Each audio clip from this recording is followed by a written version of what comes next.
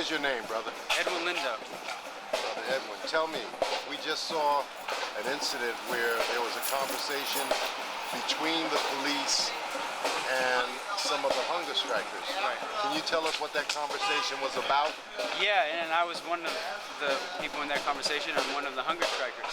You had the captain of the Mission Police Station here on 17th and Valencia, who came out and is slowly but surely trying to get us off of this public space, out of the public space in the Mission Police Department, saying we can no longer use the outlets inside the police station, that we are somehow congesting the sidewalk here, and that we are violating multiple civil and penal codes, and that we are lucky to be here.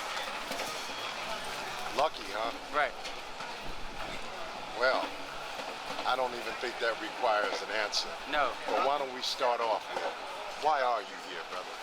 Well, it's a good question. I'm 6 days into the hunger strike. I haven't eaten in 144 hours, and we've been surviving on water and tea. And the reason we're here is very simple. The injustices that our community has seen have been blatant, they've been successful, and they've been continued. Hold on 1 second. What do you mean by successful? Explain that. When I mean successful is I believe that unfortunately our police department, our city, has created a system that is meant to over-criminalize our black and brown community. It is meant to undereducate our black and brown community and our poor community, and is meant to evict and displace our community.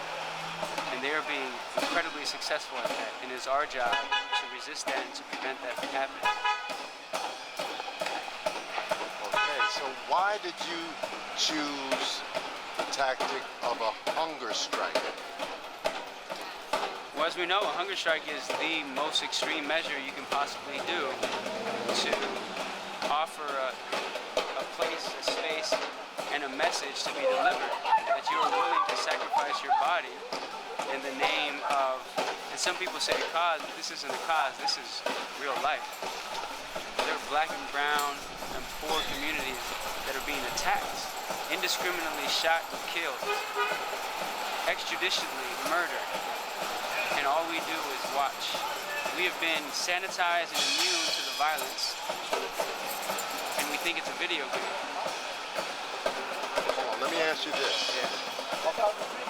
You know that there are folks out here, the Mario Woods Coalition, the Oscar Grant Committee. Right. I've seen many different groups striving to address police brutality and police terror. Right. Have these groups displayed a positive attitude to your effort? Absolutely, we're a part of those groups. We're part of the Justice for Mario Woods, part of the Alex Nieto Coalition, part of the Milgar Perez Lopez. We stand in solidarity. We have to understand that it is in the unity that we create power. That if we continue to be divided, that's how we end up divided. And Justice for Mario Woods Coalition, the entire coalition showed up yesterday and prayed with us, sat with us, shared space with us. But what we have to appreciate is the irony of all of this, is that we are starving ourselves in a city that for decades has been starving our community. And we're hoping that this is the last time we have to starve. We're hoping that in 10 years we can say there has not been a single murder by police in this city. How do you explain, from your own perspective, the repetition of these crimes? Because these are human rights violations, it would seem. What? The person has no weapon. They come and they shoot them. I mean, here's what I understand about Jose Luis, in that he was evicted from his dwelling. Right. They double the rent. Right. Gentleman sets up a tent in front of the building. Right. And just like we did. Yeah. Well, let's think about that. Right. Oh, I am. And the police are out here now harassing, very similarly to what they did to Jose Luis. That within 30 seconds of stepping out of their patrol car, he was shot and killed. That was hard to believe. I saw that video. Yep. 30 seconds, I was wondering, Yeah. where's the negotiation? Where's the attempt? Where's the de-escalation? Exactly. There wasn't any. Exactly. They were screaming at him, demanding him in English. The man doesn't even speak Spanish or English. And so they're believing that somehow he's going against their orders. Lack of diversity, lack of cultural understanding, lack of appreciation for another human being. Tell me, what next? Well, our demand is very simple. Chief Sir must resign. And I know Chief Sir. He's a good guy. He has a good heart. But just because you're a good guy doesn't mean you get to keep your job. When you fail, you have to step up and accept that something is not working. When you say he failed, what has he failed at? He's failed at standing up to the injustices and the wrongs that we see every time there's another town hall for a murdered individual. And the same words we hear is, my officers feared for their life, they followed protocol, and I stand by them. How can you make those statements when an investigation hasn't even been completed?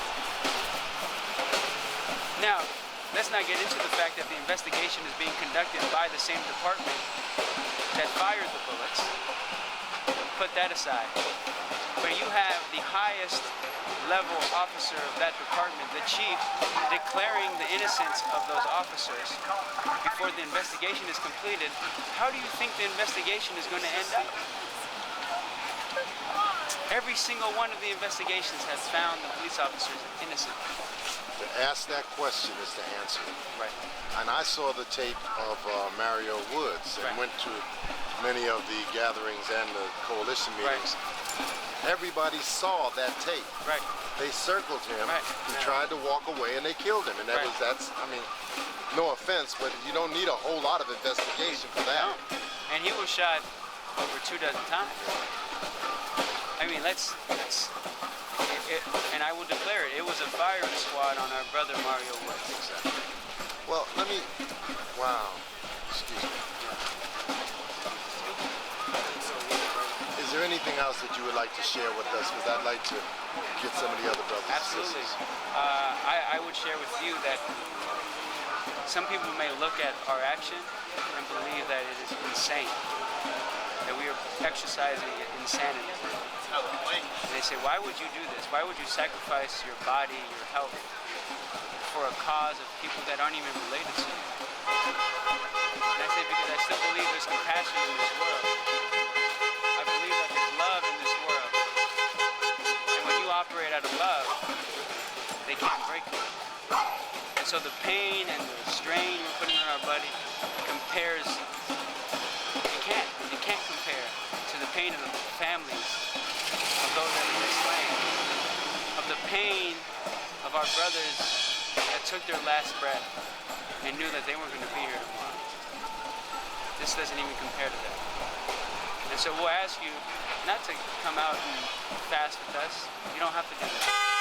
We just need you to wake up, because we're doing this to wake people up, to realize that justice is right around the corner, but the alarm has sound. And we're not going to wait any longer. Thank you very much, brother. No, thank you. Really appreciate it.